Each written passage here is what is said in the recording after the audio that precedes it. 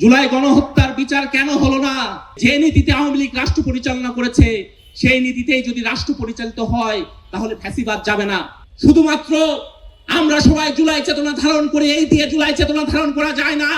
জুলাই গণ অভ্যুত্থানে যারা শহীদ হয়েছেন শহীদদের গভীর শ্রদ্ধার সাথে স্মরণ করছি। একই সাথে জুলাই হত্যাকাণ্ডের বিচার, নিহত আহত পরিবারকে তাদের ক্ষতিপূরণ এবং আহতদের চিকিৎসার দাবি আবারও করছি। এখানে প্রথমেই শহীদ আহনাফের মা বক্তব্য রেখেছেন, কথা বলেছেন। আমরা এই গণ অভ্যুত্থানের আগে শহীদদের মায়েদের গল্প আমরা বইয়ে পড়তাম। আমরা পড়েছিলাম শহীদ জননী জাহানারা ইমামের কথা। ৭১ সালে শহীদ রুমিকে যুদ্ধে পাঠানোর জন্য যার সাথে মায়ের সাথে তর্ক হচ্ছিল এবং একটা পর্যায়ে মা রুমিকে বলেছিল যে তোকে আমি দেশের জন্য কোরবানি করে দিলাম। সেই জাহানারা ইমামের গভীর যন্ত্রণার কথা ৭১-এর দিনগুলির তার সেই ডায়েরির ছত্রে ছত্রে আমরা সেটা পাই। উনি লিখেছিলেন যে লোহার সারাশি দিয়ে কোমরের দুই পাশে, পাঁজরের দুই পাশে কে যেন চেপে ধরেছে। একটা শ্বাসরুদ্ধকর অবস্থার বর্ণনা এবং তার জীবনের সেই কষ্টের বর্ণনা আমরা পাই। আমরা শহীদ আজাদের কথা পড়েছিলাম, তার মায়ের গল্প পড়েছিলাম, যে আজাদ জেলে বন্দী অবস্থায় পাকিস্তানিদের যখন তাকে ধরে নিয়ে গেছিল, আজাদের মা তার সাথে দেখা করতে গিয়েছিল। আজাদ বলেছিল কয়েকদিন ধরে বাবা ভাত খাই না, ভাত খেতে খুব ইচ্ছা করছে। কিংবা আমাকে ওরা যেখানে ঘুমাতে দেয় সেখানে প্রচন্ড ঠান্ডা লাগে এবং আমাকে অনেক অত্যাচার করে, প্রচন্ড কষ্ট হয়। আজাদের মা বলেছিল যতই অত্যাচার করুক কখনো কোনো কিছু প্রকাশ করিস না। এরপরে আজাদের মা আজাদের জন্য খাবার রেঁধে নিয়ে গিয়েছিল, কিন্তু আজাদকে আর পায়নি। এরপর আজাদের মা যতদিন বেঁচে ছিলেন কোনোদিন আর ভাত খায়নি, কোনোদিন বিছানায় ঘুমাননি। এই ছিল ৭১-এর মুক্তিযুদ্ধে আমাদের শহীদদের মায়ের গল্প। আমরা শহীদ ডাক্তার মিলন ৯০-এর গণ অভ্যুত্থানে যিনি শহীদ হয়েছিলেন তার মায়ের গল্প আমরা শুনেছি। আর এখন আমাদের চোখের সামনে আমরা আরেকটা শহীদ মায়েদের দুঃখ যন্ত্রণার গল্প শুনছি। আমাদের দেশে সারা জীবন যে গল্প আমরা শুনি যে আমার সন্তান যেন থাকে দুধে ভাতে, এই দুধে ভাতে থাকার জন্য যে সন্তানের জন্য সারা জীবনের চেষ্টা বাবা মার থাকে, সেই মা যখন তার সন্তানকে হারায় এবং সেই সন্তানের বিচার যখন ২ বছর ধরে পায় না, সেই মায়ের গল্প সেটা আমরা হয়তো শুনতে পারি, কিন্তু সেই যন্ত্রণাকে অনুভব করার শক্তি সামর্থ্য সেটা আমাদের কতটুকু আছে এই প্রশ্ন স্বাভাবিকভাবে থেকেই যায়। আমরা এটা জানি যে সেই যন্ত্রণা আমরা একইভাবে অনুভব করার সেই সামর্থ্য নেই, কিন্তু একজন মা হিসেবে, শহীদ মা হিসেবে যে আহ্বানটা রেখেছেন সেই আহ্বানকে ধারণ করা, সেই আহ্বানের একটা মূল্য দেওয়া আমাদের একটা কর্তব্যের মধ্যে পড়ে।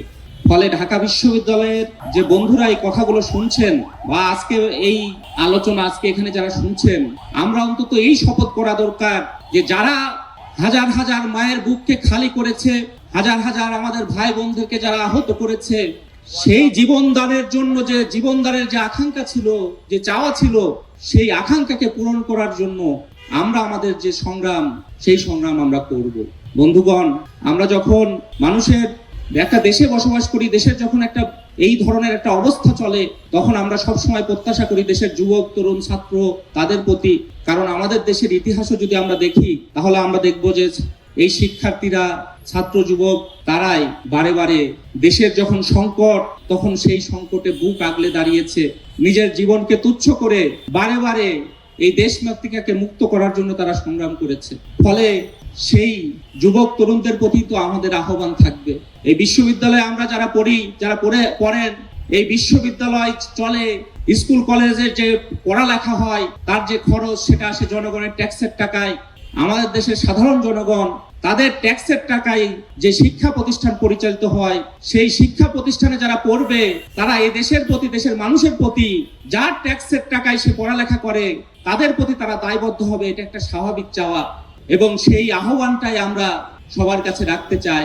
নজরুল, রবীন্দ্রনাথ, শরৎচন্দ্র, মোফাজ্জল হায়দার চৌধুরী, আনোয়ার পাশা, সমস্ত বড় মানুষরা তারা সবসময় যুবক তরুণদের প্রতি আহ্বান রেখেছে যে চারিদিকে কত ধুলি, এই আবর্জনা কে দূর করবে। আহ্বান রেখেছে যে দেশের জন্য জীবনকে উৎসর্গ করতে হবে। জুলাই গণহত্যার বিচার কেন হলো না? কেন বাংলাদেশে গণতান্ত্রিক সংস্কার যেটা ছিল আমাদের একটা আকাঙ্ক্ষা, সেই গণতান্ত্রিক সংস্কার কেউ করলো না? আমরা কোন ধরনের আধিপত্য মেনে নেব না, এটার বিরুদ্ধে যখন আমরা আন্দোলন করেছিলাম, আজকে কেন মার্কিন সাম্রাজ্যবাদের সাথে এই ধরনের অসম একটা বাণিজ্য চুক্তি করা হলো? কেন বাংলাদেশে আবারও শিক্ষা প্রতিষ্ঠানে সেই সন্ত্রাস দখলদারিত্বের বিরুদ্ধে আমরা লড়াই করেছিলাম, সেই শিক্ষা প্রতিষ্ঠানে আবারও সন্ত্রাস দখলদারিত্বের একটা পদধ্বনি আমরা শুনতে পাচ্ছি।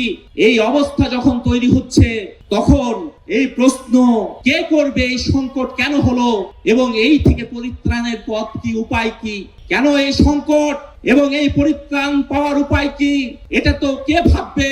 বেশিরভাগ মানুষ তো তারা হতাশ যে এত রক্তের দানের মধ্য দিয়েও কোনো তো পরিবর্তন হলো না, তাহলে জীবনদান কি বৃথা গেল? তাহলে এই মানুষদের এই প্রশ্নের উত্তর দেবে কে? এবং একই সাথে তাদের সামনে একটা আশাবাদের বার্তা, সেই বার্তা তৈরি করার দায়িত্ব কাদের? সেই দায়িত্ব তো আমাদের, এই ছাত্র যুবক তরুণদের। তাদের তো এই সত্য মানুষের সামনে নিয়ে যেতে হবে যে কেন বাংলাদেশে বারে বারে মানুষের এই আত্মবলিদান সত্ত্বেও বাংলাদেশের মানুষের এই মুক্তি ঘটছে না। তার জন্য আমাদের করণীয় কি, সেই সত্যটা আমাদের নির্ধারণ করতে হবে। এবং সেই সত্যকে নির্ধারণ করার যে যন্ত্রণা, সেই যন্ত্রণাকে ধারণ করেই তো আমাদের সেই লড়াইকে এগিয়ে নিয়ে যেতে হবে। যেমন করে সত্যকে ধারণ করার কারণে একদিন জিওনার্দো ব্রুনোরা আগুনে পুড়ে মরেছিল, গ্যালিলিওরা বছরের পর বছর জেলে থাকার পরেও তাদের সত্যকে বিতরণ ছাড়ে নাই।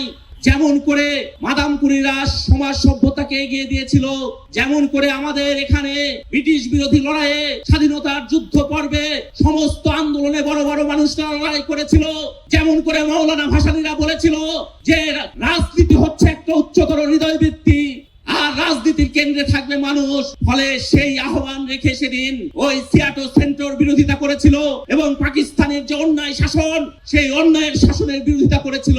সেই একই ধরনের আহ্বান বার্তা আজকে এই যুবক তরুণরা যদি মানুষের সামনে না নিয়ে যায়, তাহলে এই সত্যকে যদি না নিয়ে যায়, তাহলে এই সত্য নিয়ে যাওয়ার কোনো বাস্তবতা, সেই বাস্তবতা নেই। মাদাম কুরি আলকাতরা থেকে রেডিয়াম আবিষ্কার করেছিলেন। পরিবারে অভাব ছিল। মাদাম কুরিকে যখন বলা হলো এই রেডিয়ামের জন্য প্যাটেন্ট করা যায়, তাহলে অনেক টাকা তাকে, মানে কোম্পানি তাকে টাকা দেবে, মাদাম কুরি রাজি হয়নি। মাদাম কুরি বলেছিলেন যে আলকাতরা থেকে রেডিয়াম, এটা তো প্রকৃতিতেই ছিল, আমার বিজ্ঞানী হিসেবে এটা আমার কাজ, আমি এটা আবিষ্কার করেছি, এর জন্য আমরা তো সুবিধা নিতে পারি না। যে আওয়ামী ফ্যাসিবাদ, আওয়ামী যে দুঃশাসন, আওয়ামী যে দমন পীড়ন, শুধুমাত্র আওয়ামী লীগের পতনের মধ্য দিয়ে এটা শেষ হয়ে যাবে না। ফ্যাসিবাদ কোনো দল আনে না, ফ্যাসিবাদ আনে একটা ব্যবস্থা। কি ধরনের নীতিতে যদি দেশ পরিচালিত হয় যে বৃহৎ ব্যবসায়ীদের স্বার্থ রক্ষা করব, সাম্রাজ্যবাদীদের স্বার্থ রক্ষা করব, আমার আশেপাশে যারা থাকবে তাদের দুর্নীতি লুটপাটের একটা অবাধ সুযোগ করে দেব, তাহলে চেহারার পরিবর্তন হলে চেয়ারের পরিবর্তন হবে না। ওই যে সেই ওই চেয়ারে বসবে, সেই একই নীতিতে রাষ্ট্র পরিচালনা করবে। জুলাই চেতনার মূল কথা ছিল বৈষম্যের বিলোপ। তাহলে কেমন করে বৈষম্য বিলোপ হবে? কেমন করে মানুষের স্বার্থ রক্ষা হবে? কেমন করে সব মানুষ তার অধিকার পাবে? কেমন করে ধর্ম বর্ণ সমস্ত মানুষ তার নাগরিক অধিকার নিয়ে বাঁচতে পারবে? বর্তমান ব্যবস্থায় কেন পারছে না? সেই কথাগুলো আমাদেরকে নিয়ে যেতে হবে, সেই সত্যকে আমাদের মানুষের কাছে নিয়ে যেতে হবে।